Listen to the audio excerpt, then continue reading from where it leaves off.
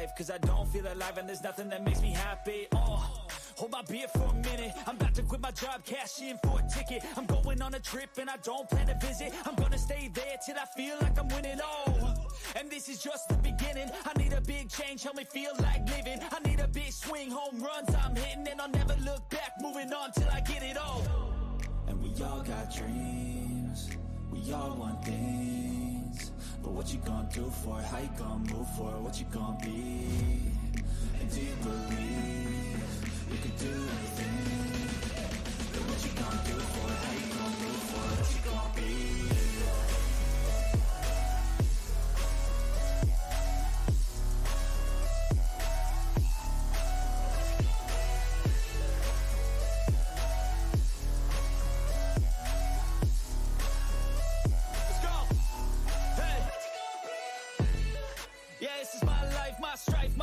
To fight, to die, and this is my game to play, to claim a brand new name, and I ain't gonna lie to you, I'm a bit nervous that I might screw everything up that I've ever done, but what's the point of living if you ain't having fun? I guess I'll try this, try that, might miss, gotta find what I'm good at. I guess I look here, look there, over where am I scared, where am I at? I gotta make it in this life, whatever makes me happy, know I'm doing things right. Sipping in the summer on a goose and Sprite, or find a nightclub for the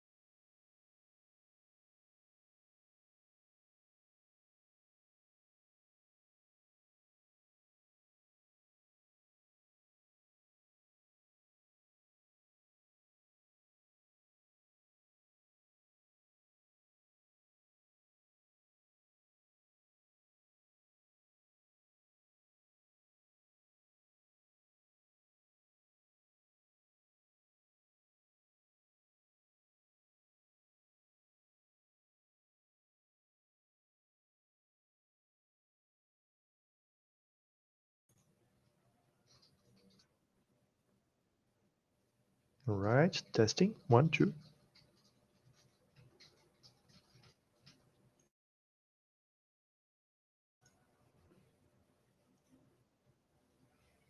Oh, nice. Is that a delay on the audio? Can you guys hear me? 1 2 1 2. Is everything okay?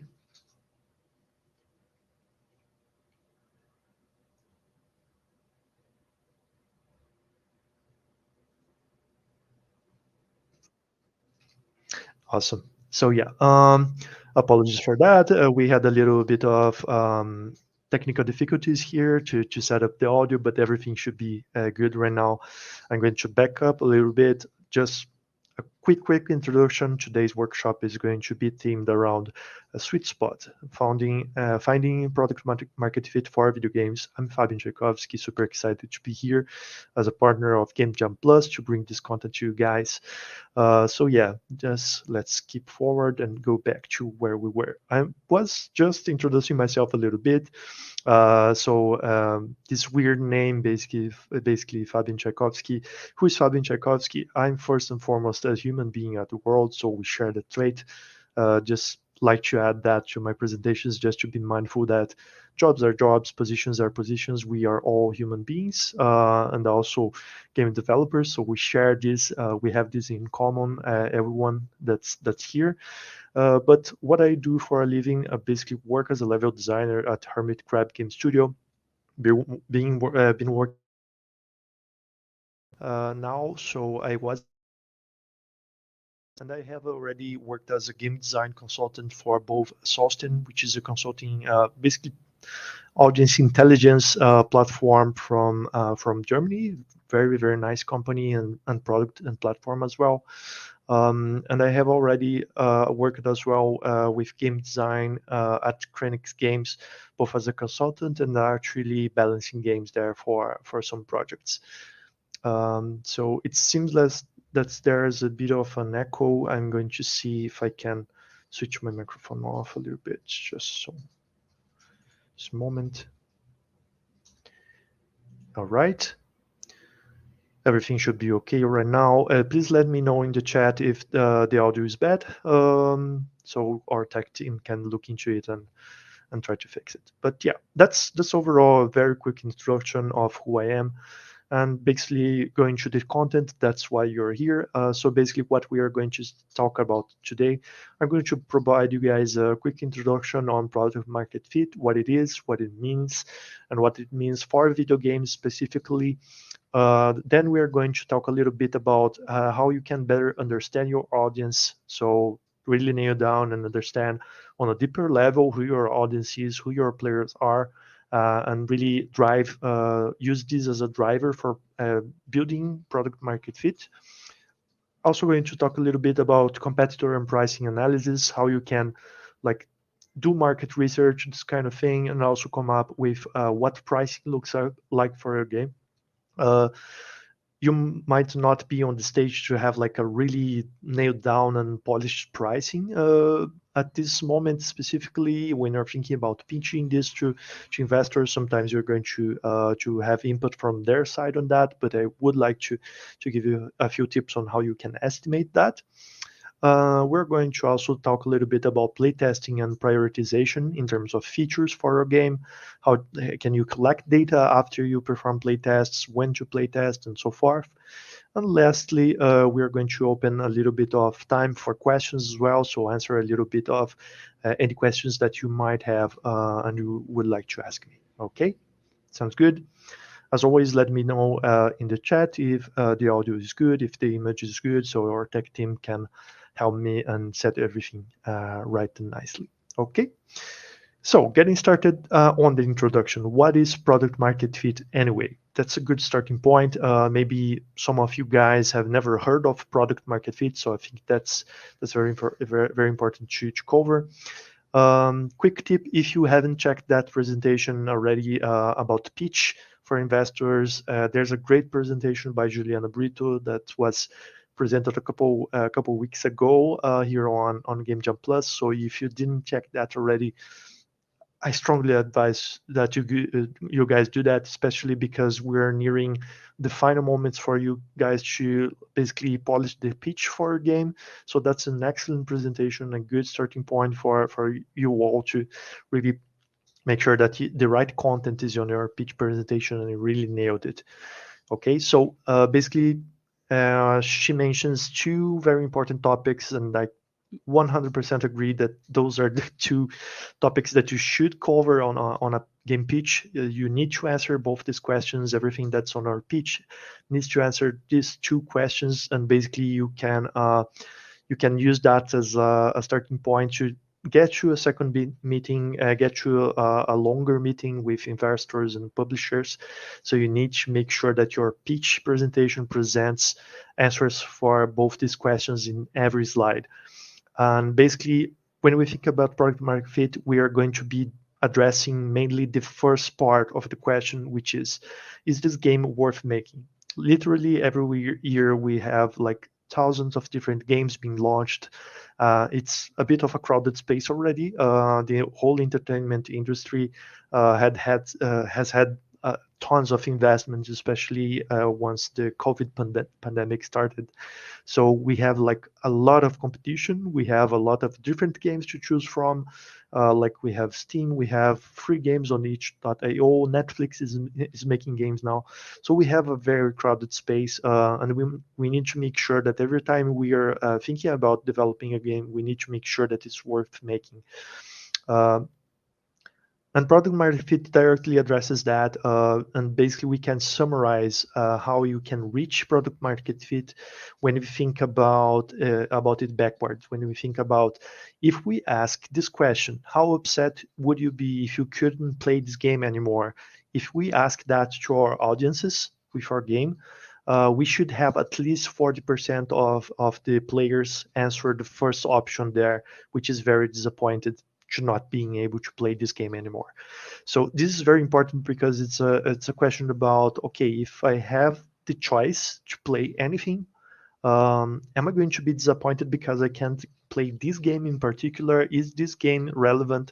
Is this a valuable addition to my library or to like my whole portfolio of games that I could play at any time? So we really want to reach that. We can say that we have product market fit. We have reached that, and that's industry standard. We use that for different softwares as well. So you have like an accountancy platform, let's say. You can also run this survey. You can also ask this question for the users of that platform, and you are looking forward to at least 40% of them saying that they would be very disappointed if they couldn't use that product anymore. And we can apply that for games as well. It's especially important because no one needs to play games. People play games because they feel like it, because they want to play games. So we need to make sure that they really see value in that and look forward to playing more. So basically, product market fit is when your game finds a competitive spot in the market, enabling good experience for its audience for a price they're willing to pay, while being profitable to the stakeholders. That's a kind of a beefy definition there, but I choose every part of this specific definition so it makes full sense. It needs to be like self-contained and be a complete definition, so you can read that through and you can like you start to see the key questions and the key aspects that you need to really focus to make sure that you have product market fit. I mean, you can make a great game, you can make a good game, an enjoyable, a fun game, but it might not be so successful in the market if you don't pay attention to these other aspects, especially the price the audience is willing to pay and also being profitable to stakeholders. So that's the serious part. That's the least fun part of game development, but it's necessary because in order to build great games, you need money. You need to have a profitable product to launch on the market. Otherwise, you're not going to be you're not going to be able to like hire people to make a great game and like really propel your next projects, for example. So that's very important for us all to really focus and keep in mind of that when you are planning your game. Other than the fun part, the game design part, that's really cool, but we need to think it as a product that's going to be launched in the market at all times. Otherwise, we are not going to be successful. Okay. So yeah, let's get started with the first part. That's understanding your audience. This is very important. I can't I can't overstate how important it is to understand your audience, so you can build a successful game for them. You're probably very aware of that, but we are never developing games for ourselves. We are developing games for an audience, so we need to understand it on the audience on a deeper level in order to design a great experience for them. And there are certain tools that are useful for that, and also some bad practices that we have on the industry that I would like to highlight to you guys. So first, the first fallacy, I think the first and most annoying thing that I see all of the time on the industry right now is people trying to define their audience as demographics. So yeah, my audience is 30-year-old males. Or like my audience for I'm building a merge game for mobile and my key audience is 34-year-old females. That's absurd. That's absurd, mainly because demographics are basically a statistical set of metrics that you use to represent populations, not people. You won't have a population playing your game. You're going to have people playing your game. So those are human beings with a set of behaviors, with a whole complex psychology behind them, not only like behaving like a 30-year-old male. And I think that a good counterexample for that is if you take your own demographics, like if you take your note of your age and your gender, for instance, how many people in the world are there that fit these same metrics that are totally different from one each other? So why on earth would you treat your players in a simplistic way like that? Why would you think that one 30-year-old man that's playing your game is similar to another 30-year-old man from another country, another culture, another, I don't know, society background, anything like that? These things can dramatically change how people respond to everything that you're presenting in the game. So steer clear. Don't fall in this trap of thinking that demographics are enough for describing your audience. This is a very simple way and very misleading as well because they depend on bias. So we want to steer clear of that. That's only like a tiny little fragment of who your audience is. A much better way, and I hope that everyone here, every team has already designed personas for their projects because that's a very useful tool. It's a very important process that you should go through. You should go through the exercise of trying to define more details and try to make your audience more tangible. So you would like at least, at the very least, one target persona for your game. If you don't have that, if you didn't go through this process already, please see this as an investment. It's not a cost. It's not something that is going to be like an expense that you are going to be wasting time doing this and it's not going to be useful. It's always useful even after you go through the process. If you don't look at it every day, the process itself, like the exercise of trying to understand your audience a little bit better, trying to think of them from different perspectives and different angles, this is going to be useful already. So please go through that. Please make sure that you have spent an adequate amount of time thinking who your audience is, who they are, what their daily lives is like when they are going to play your game. For instance, can I see this audience playing my game after work or when they are like taking the bus to school or anything like that, or when they are on their lunch breaks? You need to think about these things because your game is going to take a fragment of people's lives. So you need to understand, okay, when is this person actually going to play my game and how does that fit into their daily lives and how can my game actually make their lives more enjoyable and happier? That's the purpose of building games in the end of the day. We're crafting software and it's usually a very complex process and we want to make people's lives a little bit better or a bit more entertaining at the very least. So you need to understand where your game fits and how their daily lives are. Okay, so this is a very important exercise. This is a very good template for personas. So if you want to use that as basis, it's a bit available on the UX Collective website. So take a look at the sections that we have on this persona. Feel free to take a screenshot. That's a very a good structure that you can use to try and define your personas. Don't be mindful of like trimming things down a little bit if you think that's something super specific and it's not going to generate much value for your design decisions. For instance, brands.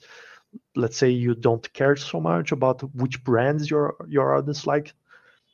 It's good to like trim down a little bit and make it simpler. But if you don't go through this exercise of trying to think what the daily lives of your audience is, please do this exercise.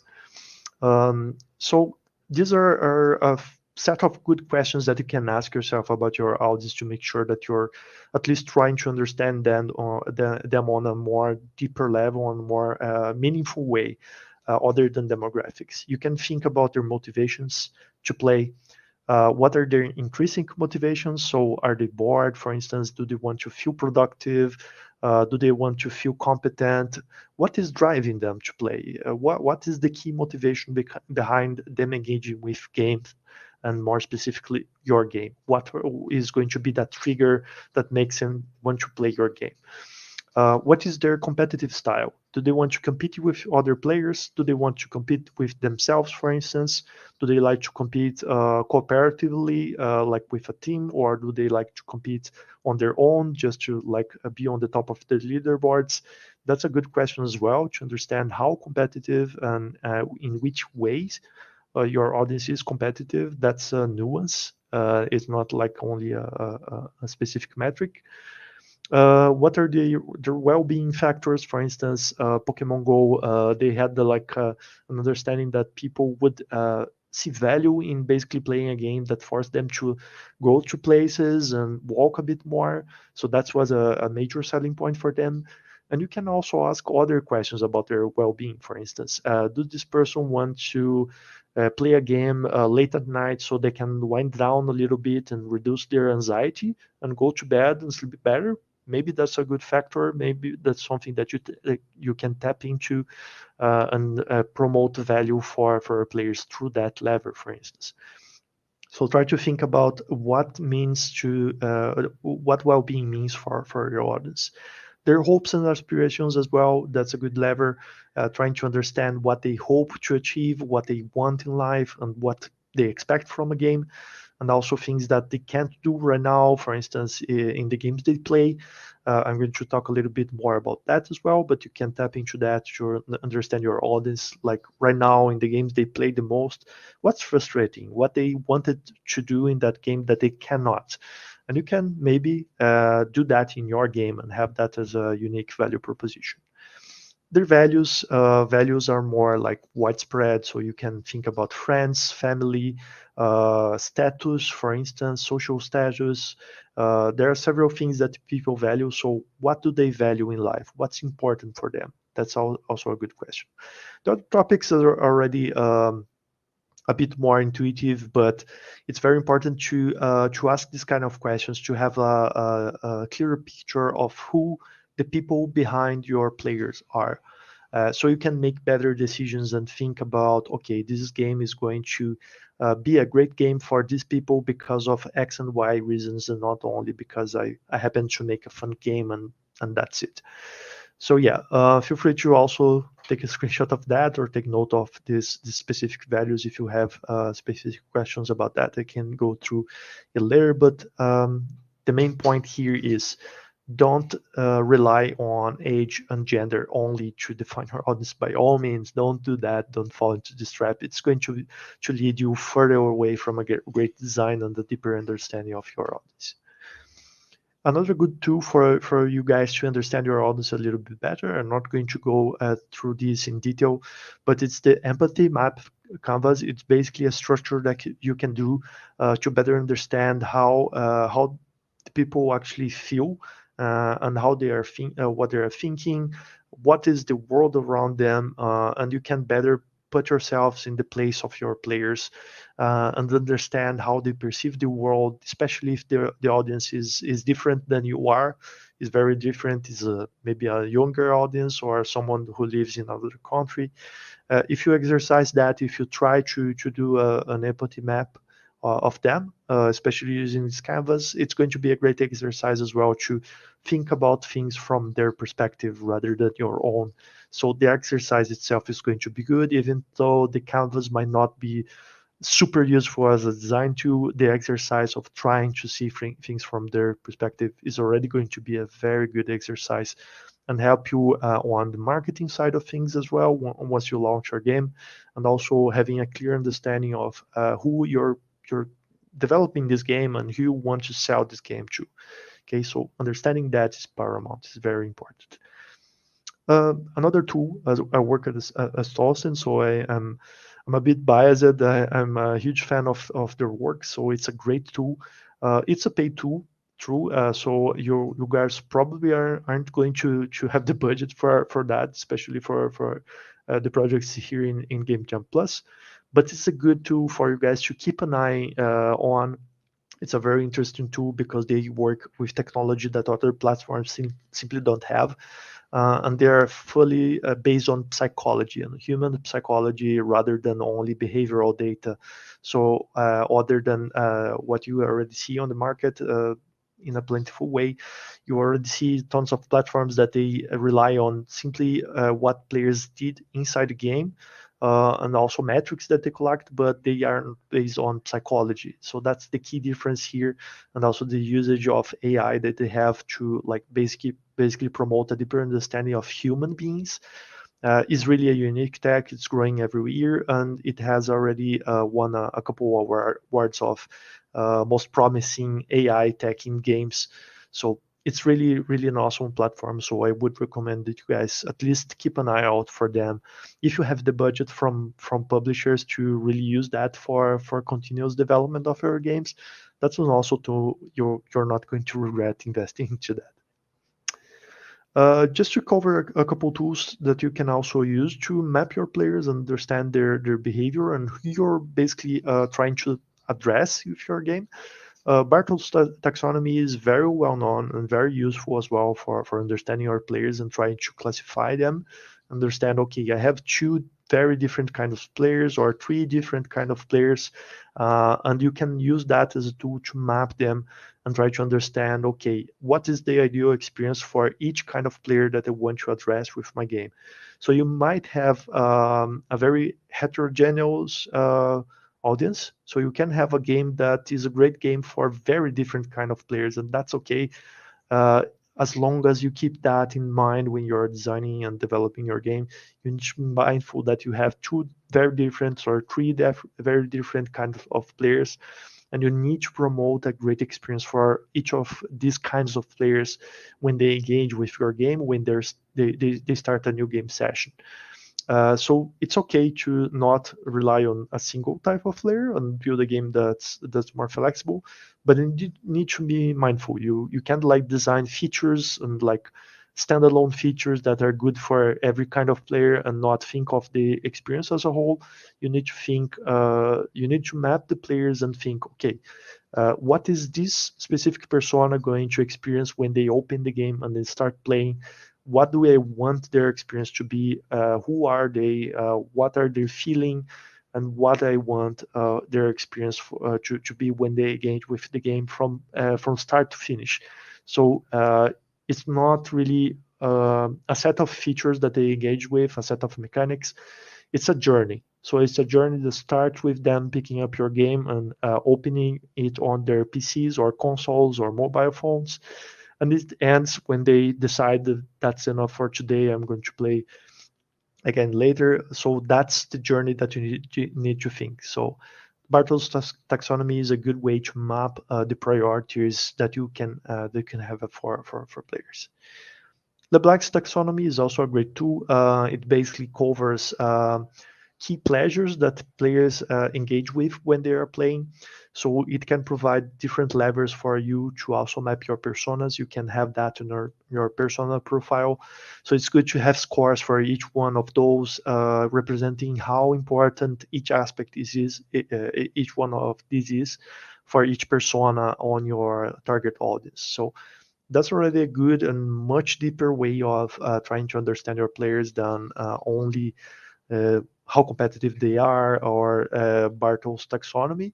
So that's already a very good step on the direction of really understanding your audience, what's important for them. And this is also going to provide you a good insight on the ideal journey that the player is going to engage when they get into your game. So that's very important. You need to make sure that every session is a memorable experience. It's something that people are going to enjoy and feel proud to have engaged with, and feel grateful that they could play that game every single time. So that's very important for you guys to really think about the journey itself and not only the mechanics or not only the challenge or the flow state. You need to think about the journey. What's going to trigger the player's desire to play my game, what they're going to feel when they open the game, what they're going to be able to do once they pick up my game, what they're probably going to do, and what's a good ending for the game session. So the key takeaway here and the golden tip that I would like to give for this session is try and design game sessions, not game systems only, not game mechanics only. Try to design the game sessions that you want for your players. So try to think how many minutes those players are going to play when they engage with my game. That might be different for every kind of player, but the ideal way of tackling retention for a game, especially, and making sure that you have good engagement on your game on more than a single session, is trying to design game sessions that are very well-rounded and self-contained and enjoyable on their own, and always lead to the next game session. So you need to respect your players' time. You need to think about, okay, what's a good game session? If they expect to play an enjoyable match of my game like in 10 minutes, so you need to design a 10-minute game session. You can't design your game in a way that's going to easily go into like half an hour if your audience doesn't want a game that lasts so long because they're only playing on their lunch break, for example. So you need to respect our players' time and always give them good reasons to come back. So they should be um, they should be happy to end a game session and call it a day, and always have a good reason to come back to your game. So that's something that I'm going to leave to you guys to think a little bit about. But that's always something good. So you can have like a timed bonus for a game. You can have new exciting stuff that players can do when they get back to our game. So that's something very important. You're not going to be able to design like 30 hours of gameplay on a single sitting. You're not going to be able to do that. You need to design each and every game session that you have for players and the progression, and you need to design it in a way that players have like a good nugget of a good experience every time that they play your game. Okay, that's a good tip for this one. And we are going to head into part two, competitor and pricing analysis. So yeah, here I have separated a couple tips on how you can do market analysis and understand how the market looks like for your game, and where are you stepping into once you propose that you are going to launch your game. What kind of games are you looking to compete with, and how can you position yourself on this market so you have an increased chance of being successful, of having a profitable game. So yeah, these four steps are the key structure that I would propose to you guys to follow. You can include more steps. You can go deeper than that. You can do it quicker than that, maybe. But I wouldn't advise not thinking about the steps that you're going through, just like researching stuff and not understanding what you want to do with this data. So these steps are very good structure for you guys to have a good focus and have a plan to actually what are you going to gather when you do market analysis and what to do with this data. So the first step is very straightforward, is gathering information on your competitors. There are going to be a couple slides detailing how you can do that, a couple sites that you can use. But basically, this is the research that you're going to be benchmarking a lot. So you're going to be researching what the competitor games to your game are out there, which are the upcoming releases that you also need to be mindful of, what new games are going to be released that are probably on the same space than your game. Knowing your enemy is very important. Is what I'm saying. Not that we are all enemies in the gaming industry. We need to help each other. But what I mean is you need to know when a player is going to pick up a game when your game is released. They're going to have like a wealth of options to choose from. So you need to understand what are the options they are going to have, and you need to understand for which kind of players your game is going to be the best pick. For which kind of players you need to be the best possible option for them to play, and not your competitors. So you need to understand your competitors so you can position yourself. Not that they're like directly steal the players from them, but maybe be the different option that appeals more to a specific audience. So you need to gather information on your competitors, and you need to be real about that. Don't think that your competitor is like Grand Theft Auto. You're probably not going to compete directly with them, even though the entertainment industry is like very diversified by now. So we're not competing only with games. We're competing with Netflix as well. We're competing with streaming platforms that people can actually watch other people play instead of just playing. So this is all entertainment. When we have lots of indirect competitors. What I'm talking about right here is your direct competitors. So probably indie game developers, indie games that are on the similar space to your game. Understanding that and mapping those guys is much more important than mapping and gathering data on Grand Theft Auto Online, for instance. That's not going to be very useful for you probably. The second step is mapping out their pros and cons. So this is very a step where it's useful for you to rely on stores, for instance, for your game. So Google Play Store or Apple Store, you can go there and do research on user reviews and try to see what is the biggest pros. So what are the most positive things that people are talking about the game on the best reviews, and on the bad reviews, what are the worst points of those games.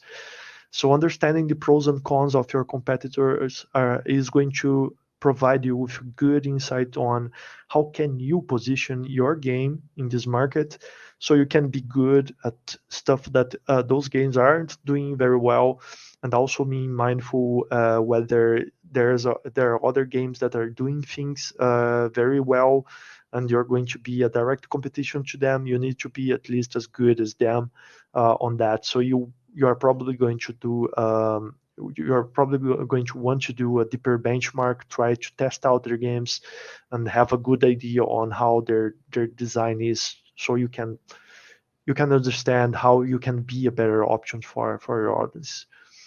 The third point is understanding where your game stands on your target market. So there might be better games. There might be very well polished and well funded games as well out there that are directly competing with the game that you have that you are developing. But maybe they are a bit expensive, or maybe they take like hundreds of hours to get into and really farm things, and they're too grindy, or they're not very friendly in terms of how many ads they have inside the game. So all of that is a good insight into how you can position your game into that market. Maybe you can have like a simpler game that's easier to get into. It's easier to learn. It's easier to master as well. And this is a good experience for players who are looking for a game that's more accessible than what's already there. So understanding how you're going to position, if you're going to be the premium alternative, or if you're going to be the more accessible alternative, or maybe the cheaper alternative, this is all fair game, and you need to understand how you're going to position in the market like that, so you can be successful. It's usually not good to be a direct competition and like just launch a game very similar to a game that's already there, and it's like the exact same game with a different team. That's probably not going to be very successful. So you need to differentiate yourself to be successful and to really fit with a target audience. The last part and why you're gathering all of this data is because you need to formulate a launch and growth hypothesis. You need to understand how you're going to launch your game, what state it's going to be when you launch, how much content you need for a game, who you're going to launch your game to, so understand your audience and what you're going to launch out there on the market, and also have growth hypotheses instead of just options. I saw a lot of pitches during the game jam, and the ones that worried me the most were those where they had several like vague options, like yeah, we might be able to launch this game for Switch as well. We might be able to port this game to mobile, or it might be a good idea to also have DLCs and this kind of thing for the game. And it's good to have ideas, but you shouldn't present your ideas. You shouldn't like stick to that. This is not a plan. This is not a strategy. Those are all ideas. So in order to be successful, it's important for you to understand how those things stack against each other and what's more important, what's more feasible.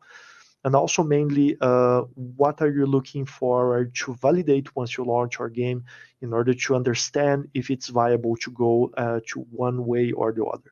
For instance, if you want to launch DLCs, if you want to provide that for your game, you need to understand what milestones you're looking for, how many sales you want to, how many copies you want to sell, in order to understand that, if you're going to do surveys on that, if you're going to collect data from your community to validate whether it's a good idea for having DLCs or not, you need to have goals for that, and you need to have hypotheses that you want to validate once you launch our game, to make those decisions. So already deciding how you are going to make those decisions and have a plan B, a plan C, a plan D, in case things go very well or very wrong, you need to have plans for how you're going to react to that quickly enough. Okay, so that's important. You are collecting all of this data to formulate a solid launch plan for your game, and also formulating growth hypotheses on how you want to manage your game once it's launched. So yeah, a couple good tools that you guys can use to do market research and really have reliable data on your competitors and on the market overall, and how they price their games, is App Magic for mobile games. This is a very good platform. It's almost an industry standard by now. It's a very good tool that you can grab a lot of useful data from them. So you can have revenue data, you can have the amount of downloads as a timeline for every possible game that you can think that's out there on mobile. So that's a very good platform, and you can have specific benchmarks for Google Play and also Apple Store. So it's a very good tool if you're developing a mobile game, or maybe are thinking about porting your game to mobile. I would say this is a must. This is a very good tool for you to do a little bit of research and take a look at how other games are performing. For PC and consoles, this is a great tool. I don't have a lot of first-hand experience using that, but from what I did research and from what I heard, this is a good tool. VG Charts. Um, there's a lot of different games there already. As you can see, there's already data on Hi-Fi Rush for PC, which is a recent hit. So that's a very good platform for you guys to also do a little bit of research if you're working on the PC and console market. If you're aiming at those platforms, this is probably a very good option for you guys to do a little bit of research on competitors and what you need to watch out for. As always, it's important for us to ask the right questions. So what kind of data you're going to want to collect from the competitors when you're doing market research? So of course, price tags, how much they are charging for the games. For the reviews, as I mentioned, you're going to need to keep an eye out for both the highlights, so the good aspects of those games, and also the bad things people are talking about those games. You need to be mindful of both these things, so you can be better at the good things, and you can be good at things that other games aren't doing so well. This is very important. DLC slash paid content, so you can also include that. Take a look whether there were like more releases or more updates with more content for the game along the years. You want to take a look at that as well, so you can understand whether your audience is probably going to want more content to be released for your own game. So it's always useful to take a look at that, and also take a note about the price for the content that the game provides. Try to think a little bit about the amount of gameplay and content that those DLC provides, and how they are pricing that is a very good thing to do, so you can have a good idea on how you are probably going to be able to price your own additional content once you launch your game. Communication is also very interesting for you guys to benchmark. So how they are marketing their games. Are they doing like weekly lives of the game? Do they have like community highlights? Do they have like contests that they do with their communities? So this is all very important, so you can get some ideas for your own game, and also understand what probably a good way to market your game afterwards once you launch it. So this is a very good thing to keep an eye out as well. Gameplay similarity, this is going to require you to actually play the game probably. So there's no easy way to go about this. You need to play tests your competitor games to have an idea of how similar and how different the gameplay is. So this is also a good thing to keep in mind. Maybe you have a competitor that have a very different gameplay than your game, but it's kind of on the same space, is on the same genre. So you need to keep in mind how similar the gameplay actually is and test things out rather than only see videos and draw conclusions for that. And also one important thing, especially for those developing games for PC and console, games that have more progression, you need to be mindful of the total hours of gameplay that the game provides for players, especially if it's going to be a one fee game, like a premium game that players are going to actually pay a certain amount and have unlimited access to the gameplay. Even though you're planning to do like a launch with a little bit less of content and then release more content as you go, you need to understand how many hours of gameplay you need to deliver on launch in order to be successful. And this is very, very important as well for collecting when you are doing the market research. Take a look at how many hours people have played, especially once they write the reviews. You can take a look at Steam, for instance. They have the tag with the amount of hours that the players have played before writing that review, so you can get an overall idea. And the other platforms that I have mentioned also have this kind of data, so you can have a rough idea of how much time of gameplay you need to deliver for your game to be competitive. This is a tool that I'm also not going to be super deep into, but it's a good tool for you to try to wrap your minds around pricing your game. You can do that both collecting data from the actual audience, from the actual players, and survey them to get an idea. But you can also do this kind of exercise internally, so you can have that with the team itself and have some estimates for the pricing for your game using this kind of method. So basically, overall, like in a very simplified way, what you do this to model this price sensitivity matter, which is Van Westendorp, is basically asking four questions. Basically, how much would be too expensive for this game? How much is obviously too cheap for this game? So this is very like the most obvious answers. Like how much is probably going to be is clearly going to be too expensive. How much would I wouldn't like I would never pay for this game. And too cheap is how much is so cheap that I think this game is not a good game. So this is those are the two first questions. Those are the extremes. And then you ask two additional questions. How much is a bit pricey for the game, but still fair? So what seems to be the higher possible price that I can charge for this game? And how much is an obvious bargain? So how much would be a value that I would take a look into the game and think, yeah, that's a very cheap price for this game. This is a very good cost benefit equilibrium that I have. So once you ask these 4 questions, you need to collect these from several different people. So I would suggest having at least 5 people answer this question, even if it's your own team or if you do surveys with actual players to gather this data.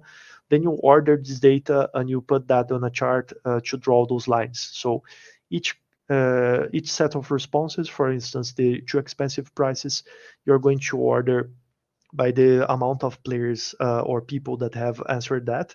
So you have the percentages on one axis and the price on the other axis.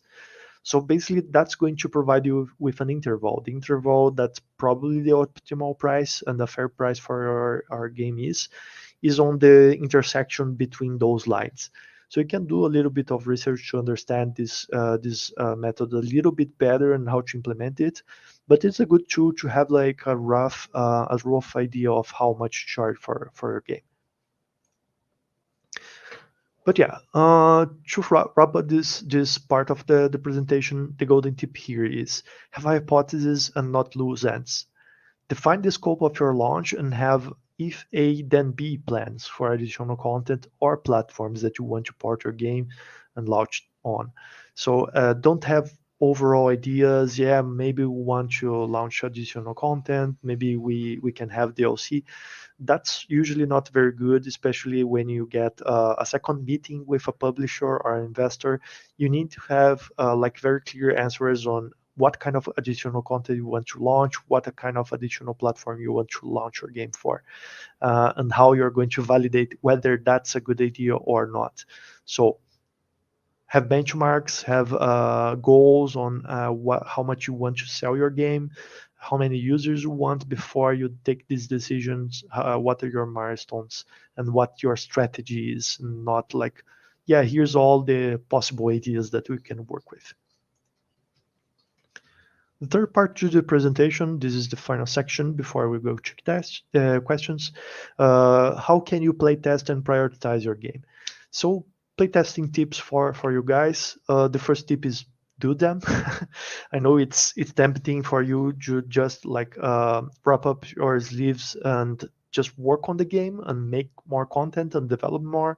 But it's very important for you guys to play test it with actual players and see people playing your game and draw conclusions from what you can observe when they are playing and what they tell you after the play. So it's not always a very scalable way to try and watch people play, but it's useful nonetheless. So if you can invite a couple people and see if they would be okay to record the screen with their play and also have a camera, it's always very useful when you can see the facial expressions when they are playing your game. That already tells you a ton of info, even though you might not even need to ask questions when you see people's reactions to your game. So as a designer, it's important for you to picture your player playing your game and what kind of reactions they are going to have. And when you can see their faces playing the game, they're probably not going to be even able to mask those reactions even if they want. So that's useful information. That's very, very good confirmation whether you're going a good way or not on your design. Being able to see what players are doing inside the game and how they are reacting instinctively, that's going to be very good. So if you can't do that, you can always do surveys, so you can collect data. I would suggest doing that before the playtesting session starts and after the play session ends. So do 2 separate surveys. First is to understand who is playtesting your game, who the player is, and the second is how their experience was. If you can do an interview, that's even better. So ask them questions is always good. But having a survey is also it's probably easier to go. It's probably easier to do. So that's also a good questions. But the other tips that I have for playtesting is first, formulate your hypothesis beforehand. So try to understand which parts are going to be most exciting about your game, which parts are probably not well polished and are probably going to be a bit more boring for your players. How much time you expect people to take to reach a certain milestones, how many times people are going to need to attempt to defeat a boss before they succeed. You need to have those hypotheses before you engage with playtesting. Otherwise, you're not going to be able to have a very standardized learning process afterwards. So you need to have the hypothesis before you engage with the playtesting. You need to understand and know what you want to validate with the playtesting before just letting people play. Okay. Um, if you get into an interview, so if you are interviewing, asking questions for your players, it's very important to not induce answers.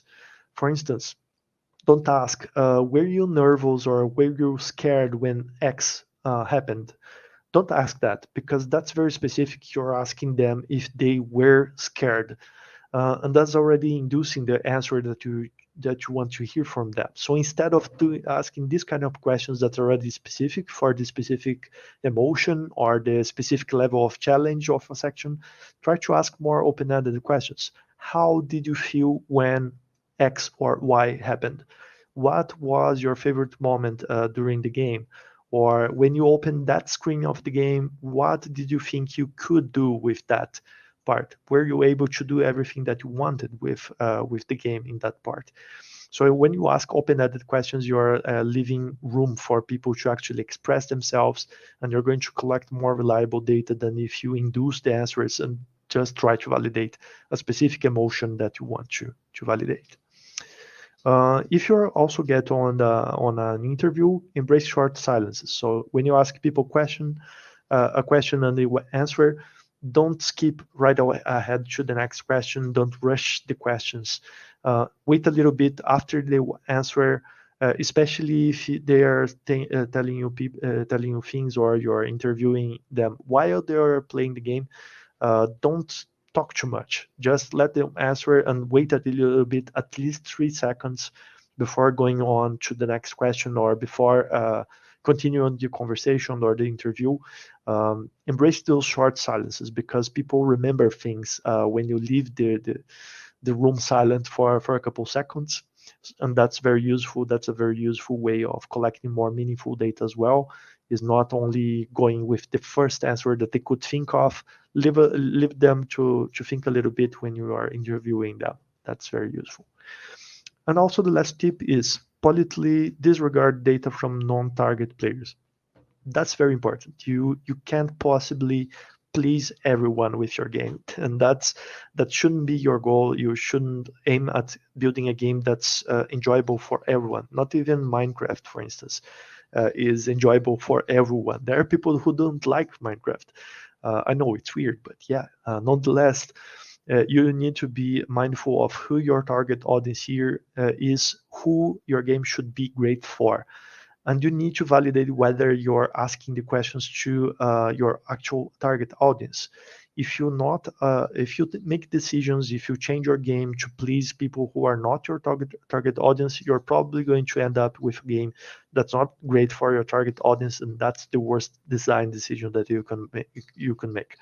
So that's very important. You need to understand if you are getting feedback from the players that you want feedback from and making decisions based on the feedback from your target audience. That's a very important aspect of product market fit, which is you need to build a good product for the market that you want to launch this product for. So when you get data from people who are not your target audience, you need to disregard that. You need to not prioritize feedback from them to make good design decisions and launch a successful product. So this is a way that you can validate whether you're asking the questions and whether the people you're serving or who are playtesting your game are your target audience. You can validate the persona with statements, and you can ask people to basically rate those statements, whether they are very similar to that, whether they agree strongly with that, or if they strongly disagree, if that's not at all like them. This is a much more powerful way rather than asking them directly who they are and how they behave. So if you get the traits, for instance, if you want players who are highly social competitive and also oriented to status, so you might want ask to them this question: when I play ranked games, it's important for me to be on the top players. So you you think this a little bit backwards. You think about the traits and the characteristics and the personality of your players, of your target players, and then you try to represent that trait, that characteristic with a phrase that indicates a behavior that you would expect from a person like that has those traits from your target persona. When you structure these phrases correctly, and when you give it a good thinking and really think it through, and provide them with a set of statements that they need to rank, then you have a very easy and very straightforward and very intuitive for them as well to answer, instead of just like an extensive form that you ask them to fill before playing your game. So this is a good tool. This is definitely something I would recommend. You can probably have a form like with 5 of these questions, basically to map out the main traits that you want for your personas. And then after that, you can proceed with the playtesting. Nonetheless, you can let people play and see what they say. Maybe you discover a new audience that loves your game. But in the worst case scenario, you can have like a easy way of validating whether the person that have provided you with the feedback is actually your target audience or not, or if it's a different kind of player that, yeah, I would expect this game not to be a great game for this person. And yeah, of course, you need to validate what you found during market research. So if you did market research and you already had the target audience in mind, you need to take a look at the feedback and think, okay, how does that reinforce the hypothesis that I had for my game? And after collecting the feedback after the playtesting sessions, and I can't stress it enough, you should do playtesting sessions. You should ask people to play and provide feedback to you, even if you don't have like 100 people playing your game and providing feedback. If you already have like 5 or 10 people, that's already very good. But you need to separate the production effort from your game after filtering and making sure that you are getting the feedback from the right audience. You need to double down on 2 things. First, making what they love about your game even better and juicier. So you need to collect the positive feedback from them and what they said that they like the most about their game, and making sure that's really well polished, that's really enjoyable, that's really awesome, because that's probably a very good hook for you to market afterwards. So when you're thinking about marketing your game on launch, you probably want those features they love the most, or the aspect of the game they love the most. You probably want that on a GIF. You want that on a video, on a trailer, to showcase what's the best part of your game.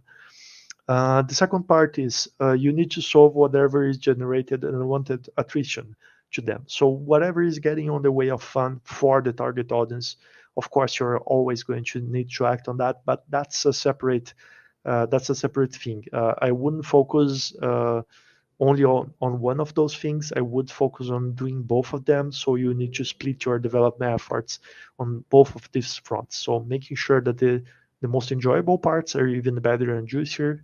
And secondly, the whatever is getting in the way of fun, you need to methodically remove that from your game and make sure you solve this problem as well. So this is a set of questions. I'm not going to be covering them in detail because the presentation is a bit long already. But you can get this from the source link that I linked on the bottom of the presentation. There is from Shell Games. It's from a website from Jesse Shell, which is like the actor of my favorite game design book, The Art of Game Design. Is a brilliant book. It's definitely something I would recommend every game developer to read it, because it's a very good book on the game design. And he proposes a set of questions that you can ask after your playtest sessions. So that's a good cheat sheet if you need a reference on what kind of questions you want to ask players after a playtest session, and then add more specific questions about your game, about your mechanics. That's also good. But those questions are a very good starting point. They are a very good set of questions that are probably going to help you understand what the experience was like for the players who tested your game out. So feel free to grab a screenshot of that. I'm going to skip this slide shortly, or you can also do a little bit of research and get to the link that I have linked below. That's a good reference. And my final golden tip for this session is make sure that you close the feedback loops. That's something that sounds a bit silly when we say it, but when people provide feedback for free for you and say what they thought about your game, they're basically doing you a huge favor. They're providing you with valuable information that can help you make your job even better. So players love to feel heard. So frame updates and news around what's important to them. A community goes a long way. So once you launch your game, don't forget to get back to players about what they have provided. Everything that they have mentioned that was good or things that needed to be improved, make sure that you keep mapping that and you keep bringing them news about what you have fixed. And especially if you can frame that around how did that get on the way of the experience, or how did that improve the actual experience for them. So when you give this feedback back to players, when you release a new version of your game or an update, if you use storytelling techniques and let them know that you're developing the game further, align it to what they expect and what they have told you that they expected from the game. That's a much better story than simply talking about features and simply talking about new content that you're releasing. You need to make it about your players. You need to tell stories about how this new version is going to be a better experience for them. And you need to represent that you understand what's a good experience for them. So that's why it is so important to understand your audience, understand why the game is going to be enjoyable for them when they are going to play, and making sure that you are developing something that's always more and more meaningful for them. So that's the final golden tip for these sessions. And now I would like to hear your questions. So feel free to shoot them at the chat. The technical team is going to be forwarding that to me, and I'm going to be covering them now.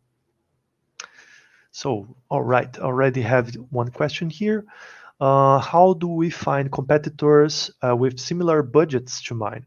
Is there a place where I can find how much was spent doing the game? That's a very good question, and as you might expect, we don't have like an easy way to do that, because that's usually confidential information. You usually can't like have documents on how much was spent on a game. But probably a good idea is take a look at the credits for the game, take a look at the size of the team, and also do a little bit of research on how long it took to actually ship the game, to actually release the game. If you're lucky, your competitors are going to have devlogs. You are going to have news on when they have announced that they were working on the game, so you can get a rough idea of how long it took to actually develop the game. And then you can have a rough benchmark based on the size of the team of how much it costed to develop that game. That's probably the closest I think you can get, unless you have contacts like with people from the team.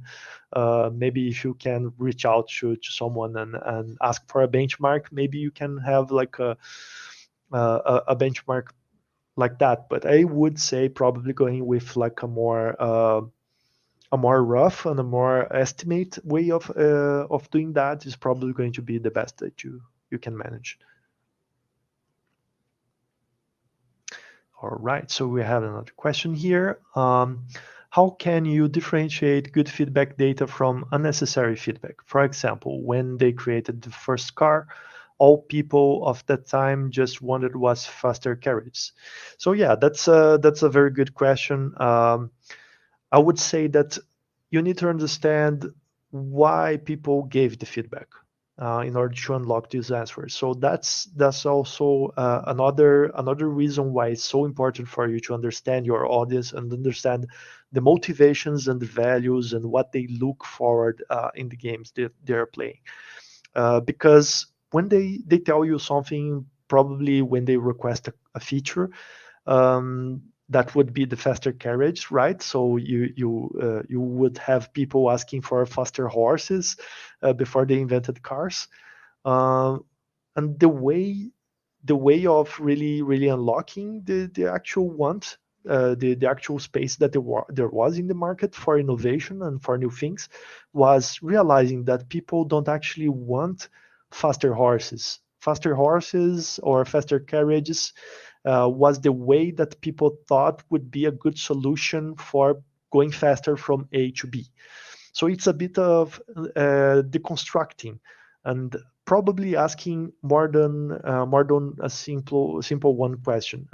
Probably asking them, if you are interviewing them, for instance, if you are talking to them, um, you can always ask why. So you mentioned that you wanted, for example, you wanted a power up that makes the player invulnerable.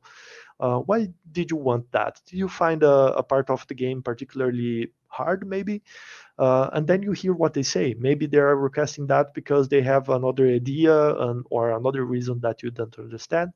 And if you are just relying on things that you gather on a survey, for example, feedback that they have provided in a message, then you need to do a little bit of exercise of understanding why people requested that or why they have provided the feedback, understand the reasons. You can never go just with the actual textual and literal thing that they mention. You need to understand why. I think that's the best answer, is understanding what we would say on a tech product is what we call job to be done. It's what they expect to do with what they're asking and not the actual thing. So for a hammer, in order to put uh, put a nail in the wall, probably the job to be done isn't like just putting a nail on the wall. It's probably hanging a painting in the wall. So you need to know your audience well enough to understand that when they're asking for a hammer, they actually want to hang a painting on the wall. Awesome. So another question here. What's the biggest problems I don't know what, probably a word is missing there. What's the biggest problems you first time in the game devs that you most often see?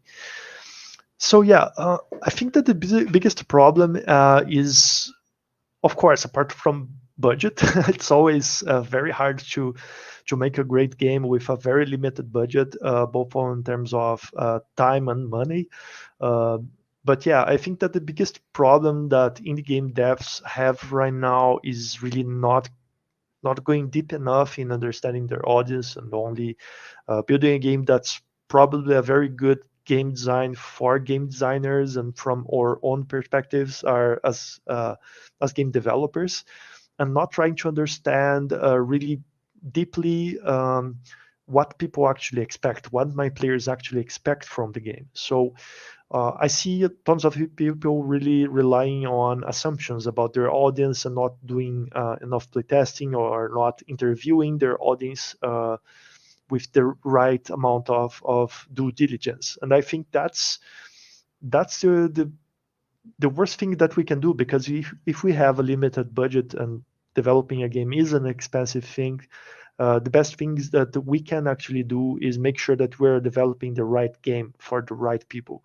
So really focusing on understanding whether you really understood your audience and really understood what's important for them on a motivational level, on a psychological level. I think that's the biggest thing, and that's what I see people making mistakes about most often. So one more question. I've heard that differently from Steam. Nowadays, it's impossible to launch a mobile game without a healthy marketing budget. What is your take on that? Absolutely, absolutely. That's very important for you when you are thinking about how much is going to cost to make your game. You need to make sure to include at the very least 20 to 30% of the actual cost from your game. You need to include that as a marketing budget and make sure that you're at least asking that for publishers. So maybe publishers are going to have a better idea than you have about how much is going to cost you to market your game.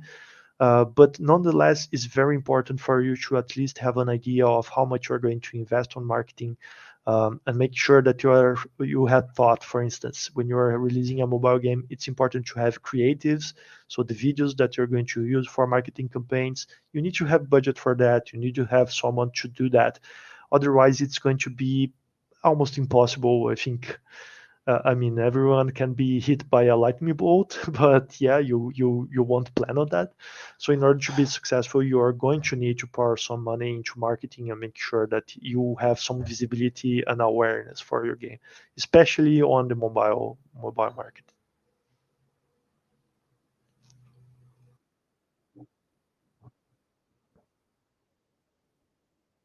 So yeah, I think that's it for today, everyone. I loved presenting this content to you guys. I hope you liked it also, and I would like to wrap things up with a quote from Maya Angelou, which is a great human being, which says people will forget the things that you do and people will forget the things you say, but people will never forget how you made it feel. So you need to keep that with your heart. Always remember that we're making games not because they sell well or not because they have cool mechanics.